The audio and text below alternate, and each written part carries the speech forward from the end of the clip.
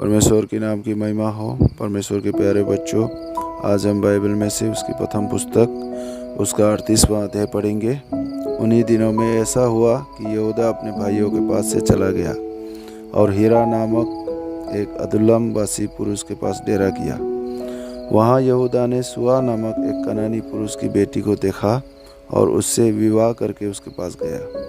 वह गर्भवती हुई और उसके एक पुत्र उत्पन्न हुआ और यहूदा ने उसका नाम एर रखा।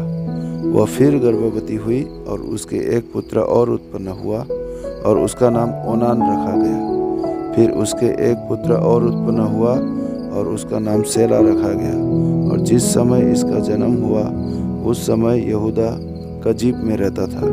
और यहूदा ने तामार नाम की एक स्त्री से अपने जेठे एर का विवाह कर दिया, परंतु यहूदा का वह जेठा एर यहोवा के लेखे में दुष्ट था, इसलिए यहोवा ने उसको मार डाला।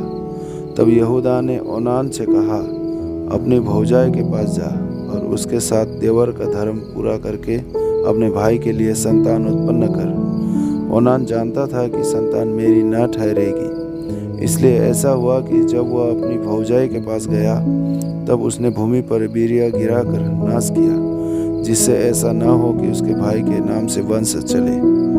यह काम जो उसने किया उससे यहोवा अप्रसन्न हुआ और उसने उसको भी मार डाला। तब यहूदा ने इस डर के मारे कि कहीं ऐसा न हो कि अपने भाइयों के समान सेला भी मरे, अपनी बहू तामार से कहा, जब तक मेरा पुत्र सेला सियाना न हो जाए तब तक अपने पिता के घर में विधवा ही बैठी रहा। इसलिए तामार अपने पिता के घर में जाकर रहने लगी। बहुत समय के बीतने पर यहूदा की पत्नी जो सुआ की बेटी थी वो मर गई। फिर यहूदा शोक के दिन बीतने पर अपने मित्र हीरा अदुल्लम वासी समेत अपनी भेड़ बकरियों का ऊन कतरने वाले के पास तिम्नात को गया। और तामार को यह समाचार मिला, तेरा ससुर अपनी भेड़ बकरियों का ऊन कतराने के लिए तिम्नात को जा रहा है। तब उसने यह सोचकर कि सेला सियाना तो हो गया, पर मैं उसकी स्त्री नहीं होने पाई, अपना विधवापन का पहरावा उतारा और घूंघट डालकर अपने को ढांप लिया और एनईम नगर के फाटक के पास जो तिम्नात के मार्ग में है जा बैठी। जब यहूदा ने उसको देखा उसने उसको वेश्या समझा, क्योंकि वह अपना मुंह ढांपे हुए थी। वह मार्ग में उसकी ओर फिरा और उससे कहने लगा, मुझे अपने पास आने दे, क्योंकि उसे यह मालूम न था कि वह उसकी बहू है। उसने कहा, यदि मैं तुझे अपने पास आने दूं तो तू मुझे क्या देगा? उसने कहा, मैं अपनी बकरियों में से बकरी का एक बच्चा तेरे पास भेज दूंगा। तब उसने कहा, भला उसके भेजने तक क्या तू हमारे पास कुछ रेहन रख जाएगा? उसने पूछा, मैं तेरे पास क्या रेहन रख जाऊं? उसने कहा, अपनी मुहर और बाजूबंद और अपने हाथ की छड़ी। तब उसने उसको ये वस्तुएं दे दी और उसके पास गया और वह उससे गर्भवती हुई। तब वह उठकर चली गई और अपना घूंघट उतार के अपना विधवापन का पहरावा फिर पहन लिया।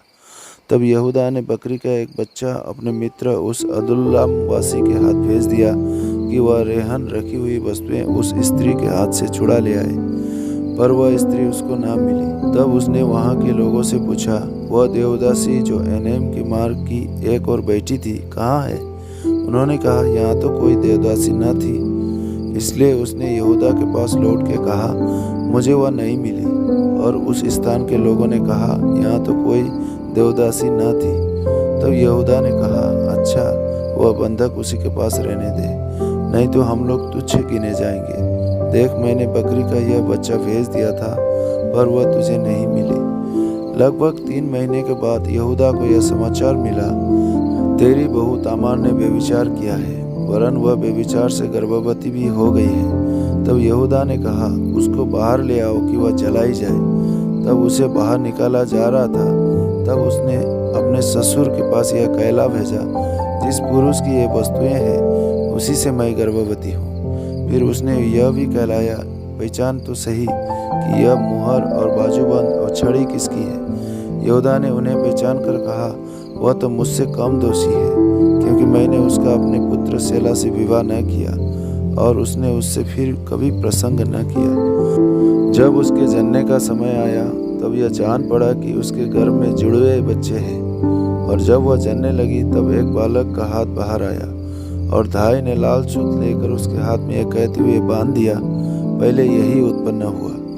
जब उसने हाथ समेट लिया तब उसका भाई उत्पन्न हो गया। तब उस धाई ने कहा, तू क्यों बरबस निकल आया है? इसलिए उसका नाम पेरेस रखा गया।